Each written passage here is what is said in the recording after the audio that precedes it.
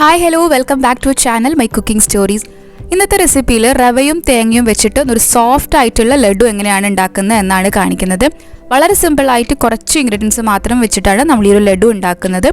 ആർക്കും ഉണ്ടാക്കാൻ പറ്റുന്ന ഒരു റെസിപ്പിയാണത്. അതുപോലെ തന്നെ ഇത് എങ്ങനെയാണ് ഇത്ര സോഫ്റ്റ് ആയിട്ട് നമുക്ക് ഉണ്ടാക്കാൻ പറ്റുന്നത് എന്ന കുറച്ച് ടിപ്സും കൂടി ഈ ഒരു വീഡിയോയിൽ ഇൻക്ലൂഡ് ചെയ്തിട്ടുണ്ട്. അപ്പോൾ നമുക്ക് വേഗം തന്നെ റെസിപ്പിയിലേക്ക് കടക്കാം.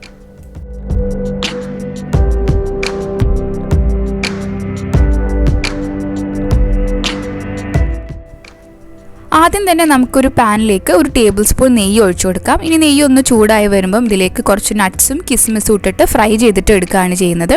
അപ്പോൾ ഇത് ഫ്രൈ ചെയ്യുമ്പം ലോ ഫ്ലെയിമിലിട്ടിട്ടാണ് നമ്മളിത് ഫ്രൈ ചെയ്തെടുക്കുന്നത്. അപ്പോൾ ഇതിൻ്റെ അളവൊന്നുമില്ല, നമുക്ക് ഇഷ്ടമുള്ളത്ര നട്ട്സും കിസ്മിസും നമുക്ക് ഇതിലേക്ക് ഇട്ട് കൊടുക്കാം.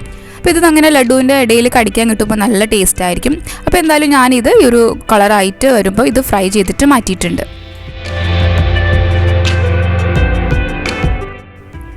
ഇനി ഇതേ പാനിലേക്ക് തന്നെ ഞാനിപ്പോൾ 1.5 കപ്പ് റവയാണ് ഇട്ട് കൊടുത്തത്. അപ്പോൾ ഇതിലേക്ക് നമുക്ക് വറുത്ത റവയോ അല്ലെങ്കിൽ വറുക്കാത്ത റവ ഏത് വേണമെങ്കിൽ ഇട്ട് കൊടുക്കാം. കാരണം നമ്മളിത് നെയ്യിലിട്ടിട്ട് ഒന്നും കൂടി വറുത്തെടുക്കുന്നതാണ്. അപ്പോൾ റവ വറുത്തെടുക്കുമ്പം ഹൈ ഫ്ലെയിമിലിടാതെ ഒരു ലോ ഫ്ലെയിമിലിട്ടിട്ട് തന്നെ ഒരു 3-4 മിനിറ്റ് കളർ മാറാതെ തന്നെ വേണം ഇത് വറുത്തെടുക്കാൻ വേണ്ടിയിട്ട്. ഇനി ഇതേ പാനിലേക്ക് തന്നെ ഞാനിപ്പോൾ ഇവിടെ 1/2 കപ്പ് പഞ്ചസാരയാണ് ഇട്ട് കൊടുത്തത്. 1/2 കപ്പ് പഞ്ചസാര എന്ന് പറയുമ്പോൾ ഈ ഒരു ലഡുവിന് ഒരു മീഡിയം മധുരമൊക്കെയാണ് ഉണ്ടാവുക. ഇനിയിപ്പോൾ നിങ്ങൾക്ക് മധുരം കൂടുതൽ വേണമെന്നുണ്ടെങ്കിൽ ഒരു 1/4 കപ്പും കൂടി ആഡ് ചെയ്ത് കൊടുത്താൽ മതി. ഇനി പഞ്ചസാരയുടെ കൂടെ തന്നെ ഒരു 1/4 കപ്പ് വെള്ളം കൂടി ഒഴിച്ചു കൊടുത്തിട്ടുണ്ട്. ഇനി അതിൻ്റെ കൂടെ തന്നെ ഞാനിപ്പോൾ ഇവിടെ തേങ്ങ ഞാനിപ്പോൾ ഇവിടെ ഒരു 1/4 കപ്പിലും 1/2 കപ്പിലും ഇടയിൽ കുറച്ചാണ് ഇട്ട് കൊടുത്തത്. അപ്പോൾ തേങ്ങ ഇടുകയാണെങ്കിൽ നല്ല ടേസ്റ്റ് ആയിരിക്കും. അപ്പോൾ അതൊക്കെ നിങ്ങൾക്ക് കൂടുതൽ വേണമെങ്കിൽ ഇട്ട് കൊടുക്കാം. ഇനി ഇത് ലോ ടു മീഡിയം ഫ്ലെയിമിൽ വെച്ചിട്ട് തേങ്ങ നന്നായിട്ട് കുക്ക് ചെയ്തിട്ട് എടുക്കണം. പിന്നെ ഇവിടെ ശ്രദ്ധിക്കേണ്ടത് നമ്മൾ പഞ്ചസാര ഇട്ട് കൊടുത്ത് ഉടനെ തന്നെ വേണം തേങ്ങ ഇടാൻ. അപ്പോൾ മാത്രമാണ് രണ്ടും കൂടി ഒരേപോലെ കുക്കായിട്ട് വരുള്ളൂ. അല്ലെങ്കിൽ പഞ്ചസാര കൂടുതൽ അത് കുക്ക് ചെയ്ത് വരുമ്പം അത് ക്രിസ്റ്റലൈസ് ആവാനും പിന്നെ അത് കട്ടിയായി പോകാനൊക്കെ ചാൻസ് ഉണ്ട്. പിന്നെ ഇതിലേക്ക് ഫ്ലേവറിന് വേണ്ടിയിട്ട് 1/2 ടീസ്പൂൺ ഏലക്കാപ്പൊടിയും കൂടി ഇട്ട് കൊടുത്തിട്ടുണ്ട്. പിന്നെയാണ് നമ്മളിതിലേക്ക് റോസ്റ്റ് ചെയ്ത് വെച്ച റവ ഇട്ട് കൊടുക്കുന്നത്. അപ്പോൾ നമ്മളിതിലേക്ക് റവ ഇട്ട് കൊടുക്കുന്നതിന് മുന്നേ ആ ഒരു തേങ്ങേൻ്റെയും പഞ്ചസാരേൻ്റെയും മിക്സിലും വെള്ളം ഫുള്ളായിട്ട് വറ്റിയിട്ടില്ല എന്ന് ഉറപ്പ് വരുത്തണം. റവ ഇടുന്നതിന് മുന്നേ അതിൽ കുറച്ചൊരു വാട്ടർ കണ്ടൻറ്റ് വേണം, എന്നാൽ മാത്രമാണ് നമ്മൾ ലഡു നല്ല സോഫ്റ്റ് ആയിട്ട് ഇരിക്കുകയുള്ളൂ. അതുപോലെ തന്നെ നമ്മൾ തേങ്ങ നന്നായിട്ട് കുക്കായിട്ടും ഉണ്ടാവണം. ഇനി ഇതിലേക്ക് നമുക്ക് കുറച്ചുകൂടി നെയ്യ് ഇട്ട് കൊടുക്കാം. അപ്പോൾ ഓപ്ഷനാണ്, വേണമെങ്കിൽ ഇട്ട് കൊടുത്താൽ മതി. അതുകൂടാതെ തന്നെ നമ്മൾ നേരത്തെ റോസ്റ്റ് ചെയ്ത് വെച്ച നട്ട്സും കിസ്മിസും കൂടി ഇട്ട് കൊടുക്കുന്നുണ്ട്.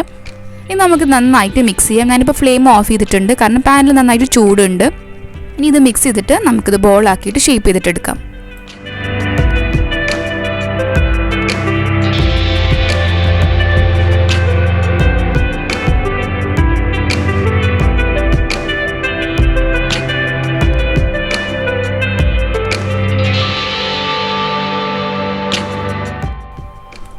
പിന്നെ നമ്മളിത് ഷേപ്പ് ചെയ്തെടുക്കുമ്പം കുറച്ച് ചൂടോടുകൂടി തന്നെ വേണം ഇത് ഷേപ്പാക്കി എടുക്കാൻ വേണ്ടിയിട്ട്, അല്ലെങ്കിൽ ഇത് കുറച്ച് ഹാർഡാവാൻ ചാൻസ് ഉണ്ട്.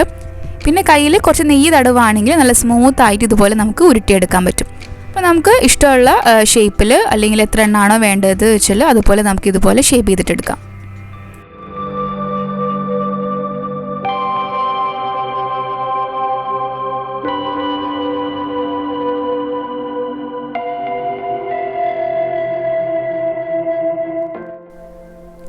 അപ്പോൾ അത് നിങ്ങൾക്ക് കാണാമല്ലോ, അത് ഒട്ടും തന്നെ ഡ്രൈ ആയിട്ടില്ല. ഇത് ഷേപ്പ് ആക്കുമ്പോൾ തന്നെ നമുക്കറിയാം നല്ല സോഫ്റ്റ് ആണ് ഈ ഒരു ലഡു.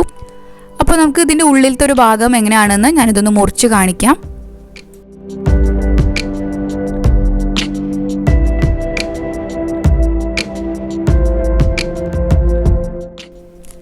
കണ്ടില്ല, ഒട്ടും തന്നെ ഡ്രൈ ആയിട്ടുമില്ല. അപ്പോൾ എല്ലാവരും ട്രൈ ചെയ്ത് നോക്കുക. നല്ല ടേസ്റ്റുള്ളൊരു ലഡു ആണിത്, എളുപ്പത്തിൽ ഉണ്ടാക്കാനും പറ്റും.